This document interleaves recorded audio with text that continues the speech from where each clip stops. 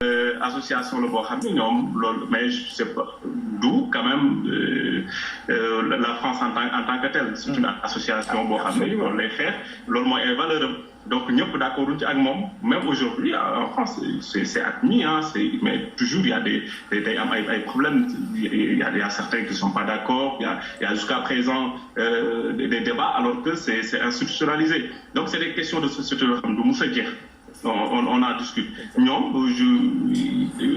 defuñu ko rek ci ñoom Ababacar ils ont même écrit le ministre de l'Intérieur pour que ñu jëlee Sénégal ci la liste des pays nga xam ne ñoom ñoo en fait les pays les plus sûrs yóbbu ko sur les pays les plus dangereux ñu considérer ko comme un pays boo xam ne dañuy réprimander par exemple voilà donc tu vois seen façon bi ñuy en fait c'est de bonne guerre c'est combat la ñoo xam ñun ni ñuy mener un combat pour bañ loo xam ne dañu jàpp ni du suñu valeur du suñu diine du suñu aada ñoom aussi ils mènent ces combats là pour fexe ba ñoom aussi seen ay idéologie ñu propager ko. exactement.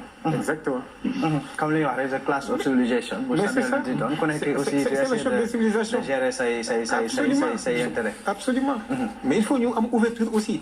mais li ñu ma mënul d'accord mooy bëgg a imposer nit ñi dara. est-ce que Ababacar xam nga su ma la nee d'accord ma ci imposer xeex bi. da ngeen ci xaw a wét. quelque part waaw waaye nag yàlla mi ngi ci def xewal. mais metti woon na trop. wéeratu nañ ci lool trop aussi.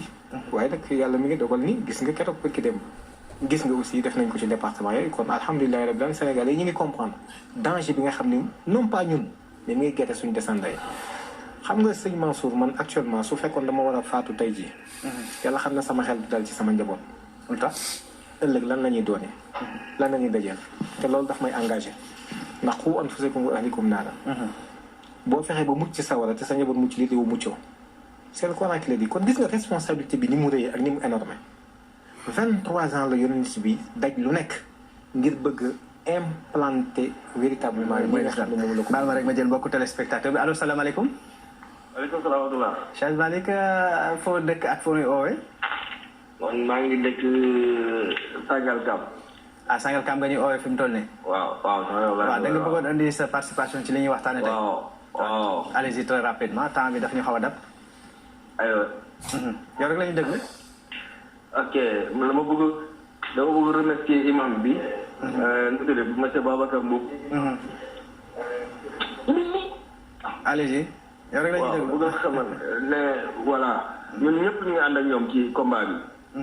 waaw ñun ñëpp ñu ngi ànd ak ñoom ci combat bi ci fu ñu nekk parce que lii te encore comme lu waa ji génnoon wax noonu naan tapal la ak wax ju bëri ñun wax ju bëri yooyu ñun moo ñu dugal moo tax ñu yeewu suñu ko waxuloon duñ ko xam waaw suñu waxuloon ñun duñ ko xam donc ñu dañoo toogoon fii xamuñu nu mu demee nekk suñuy yitte rek mais ñoom dañoo yee ubbi suñu bët donc ñun foogoon nañ yooyu feneen la am ndekete am na suñu réew mi donc ñu ngi leen di sant leen gërëm te ñun ñëpp ñu jàpp ci combat bi parce que lii lu ñu métti la lu ñu naqar la voilà donc ñun nag ñun ñëpp par rek ba pare ñun dañoo bëgg adhérer ci kii bi lu mu tëddi ci mouvement bi waaw ànd sàmm jikko bi dañoo bëgg adhérer ñun ñëpp bokk ci war suñu taxawaay parce que ñun def ay jullit lañ to duñu nangu yenn yi di mën nañoo yàq suñu askan fii duñ ko nangu jërëjëf nga nuyu ñu lañ toog nii di seetaan télé bi ànd ak ñoom ci xeex bi voilà jërëjëf nga nuyul ñu waa Sangalkam ak ñooñu nga xamante ni yéen toogandoo di topp émission bi waaye tamit ñi nga xamante ni ils sont au niveau de la diaspora représentés par notre